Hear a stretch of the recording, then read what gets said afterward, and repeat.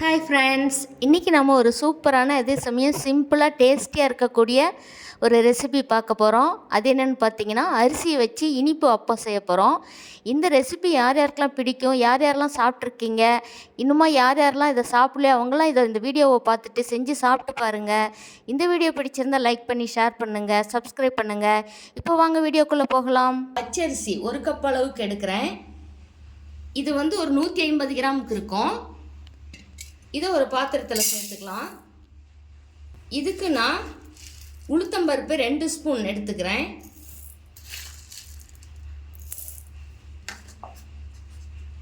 பாசிப்பருப்பு 2 ஸ்பூன் போட்டுக்கலாம்.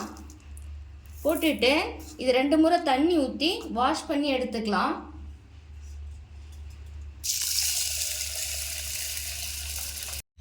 இப்போ இது 2 முறை தண்ணி ஊற்றி கழுவியாச்சு. இப்போ கழுவிட்டு இது மூழ்கிற அளவுக்கு தண்ணி ஊற்றி இது ஒரு 1.5 மணி நேரத்துலேருந்து 2 மணி நேரம் வரைக்கும், ஒரு 2 மணி நேரம் கிட்ட இதை ஊற வச்சிடலாம். ஊற நொட்டி பார்க்கலாம். அரிசி ஊற வச்சு 2 மணி நேரம் ஆயிடுச்சு. அரிசி நல்லா ஊறி இருக்குது. இந்த தண்ணியெல்லாம் வடிச்சிட்டு ஒரு மிக்ஸி ஜாருக்கு சேர்த்துக்கலாம். இந்த அரிசி பார்த்திங்கன்னா நான் ஸ்டோரில் வாங்கின பச்சை அரிசி தான் சேர்த்துருக்கேன். ஆனால் இந்த அரிசி ரொம்ப நல்லா சூப்பராக இருக்குது. இது தண்ணியெல்லாம் நல்லா வடித்து எடுத்தாச்சு. பாருங்கள், தண்ணியே கொஞ்சம் கூட இல்லை, தண்ணி வடிச்சிட்டு தான் சேர்த்துருக்கேன். இப்போ நம்ம தேவைப்படும் போது இதுக்கு கொஞ்சமாக தண்ணி ஊற்றிக்கலாம். அல்லது நான் தண்ணிக்கு பதிலாக நான் இதுக்கு வெல்லம் சேர்க்குறதில்ல, அந்த வெல்லத்தை கொஞ்சம் தண்ணி ஊற்றி இதுக்கு 1 கப் அரிசிக்கு 1 கப் வெல்லம் எடுத்திருக்கோம். இது கொஞ்சமாக தண்ணி ஊற்றி நம்ம அடுப்பில் வச்சு இந்த தூசியெல்லாம் போகிற அளவுக்கு இதை வடிகட்டி எடுத்துக்கலாம். அந்த தண்ணி தான் இதுக்கு ஊற்றி அரைக்க போகிறேன். நம்ம தனியாக எதுவும் தண்ணி எக்ஸ்ட்ரா இதுக்கு ஊற்ற வேண்டாம். இப்போ இதை கொஞ்சமாக சூடு பண்ணிக்கலாம். அடுப்பில் வச்சு கொஞ்சம் தண்ணி ஊற்றி ஸ்டவ் ஆன் பண்ணி ஒரு கப்பில் இந்த வெல்லத்தை சேர்த்துக்கலாம். வெல்லத்தை சேர்த்துக்கிட்டு தண்ணி சேர்த்துக்கலாம். இந்த அரிசி ஊறின தண்ணியே நான் சேர்த்துறேன். இது கரையட்டும். வெல்லம் கரைஞ்சோட்டி இந்த தண்ணியே அரிசிக்கு சேர்த்து அரைக்கலாம். இந்த வெல்லம் கரையட்டும். நமக்கு பாகுபதம்லாம் எதுவும் வேண்டாம். இது ஜஸ்ட்டு கரைஞ்சி வந்தால் போதும். இது கரைஞ்சி வந்தோட்டி இந்த தூசிலாம் இல்லாத அளவுக்கு இதை அரிசியோட வடிகட்டி எடுத்துக்கலாம். இப்போ இந்த வெல்லம் கரைஞ்சி வரட்டும். அதுக்குள்ளே நம்ம இந்த அரிசியை கொஞ்சமாக அரைச்சி எடுத்துக்கலாம். இப்போ இந்த அரிசியோட நான் ஒரு 1/4 கப் அளவுக்கு தேங்காய் துருவல் எடுத்திருக்கேன். இதை இதோடு சேர்த்துக்கலாம்.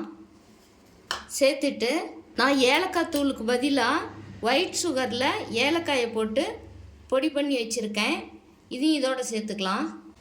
இதோட ஒரு பிஞ்ச் அளவுக்கு உப்பு சேர்த்துக்கலாம். இது இனிப்பு சுவை கூடுதலாக நமக்கு கிடைக்கும். இப்போ இதை ஒரு ஓட்டி எடுத்துக்கலாம்.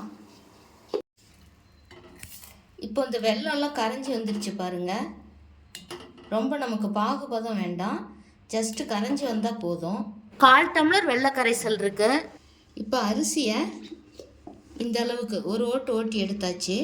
ரொம்ப மைய வேண்டாம். இப்போ இந்த வெள்ளை கரைசலை பார்க்கலாம். இது நல்லா ஆறிடுச்சு.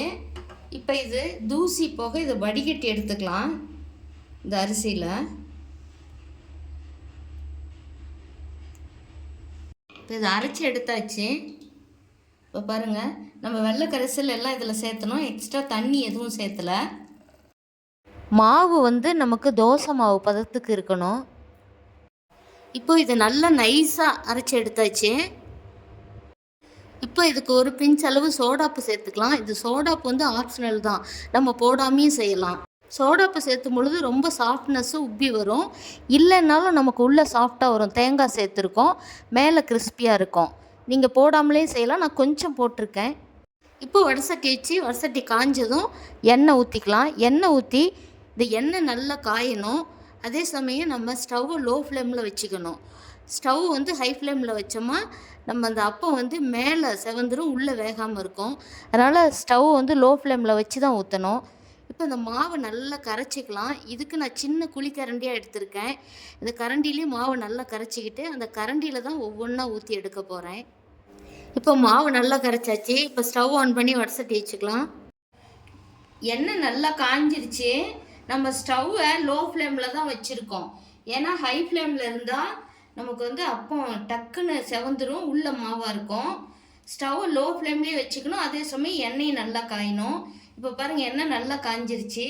இந்த சமயத்தில் நம்ம மாவை இதில் நல்லா கரைச்சி வச்சுருக்கோம். இதை ஒரு கரண்டி இதில் சேர்த்துலாம். மாவு ஊற்றி இந்த மாவு பாருங்கள் நமக்கு நல்லா பொசு பொசுன்னு மேலே எலும்பி வரும். அப்போ நம்ம கொஞ்சம் அது ஓரெல்லாம் நமக்கு கலர் மாறும், ப்ரௌன் கலராக மாறும் பொழுது நம்ம அதை திருப்பி விட்டுக்கலாம்.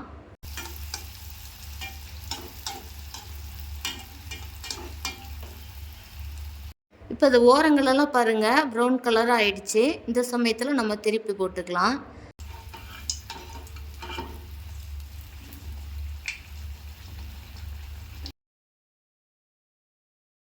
இதே மாதிரியே மீதமுள்ள மாவுகளெல்லாம் நான் ஒன்றொன்றாவே போட்டு எடுத்துக்கிறேன். நாம் வந்து இது ஒன்று வெந்ததும் கொஞ்சம் நகர்த்தி விட்டு கூட இன்னும் அடுத்தது மாவு ஊற்றிக்கலாம். நான் ஒவ்வொன்றா போட்டு எடுக்கிறேன்.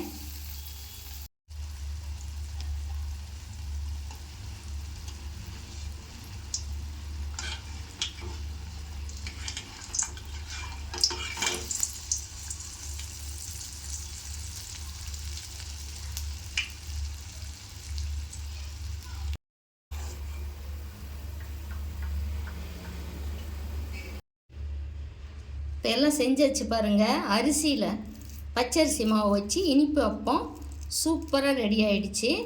இதே போலவே நீங்களும் செஞ்சு பாருங்கள்.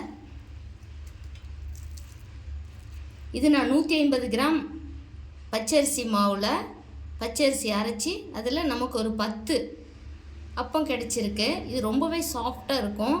இதே போலவே நீங்களும் செஞ்சு பாருங்கள். செஞ்சு பார்த்துட்டு உங்களுடைய கருத்துக்களை சொல்லுங்கள். இந்த வீடியோ பிடிச்சிருந்தால் லைக் பண்ணி ஷேர் பண்ணுங்கள், சப்ஸ்கிரைப் பண்ணுங்கள். தேங்க்யூ.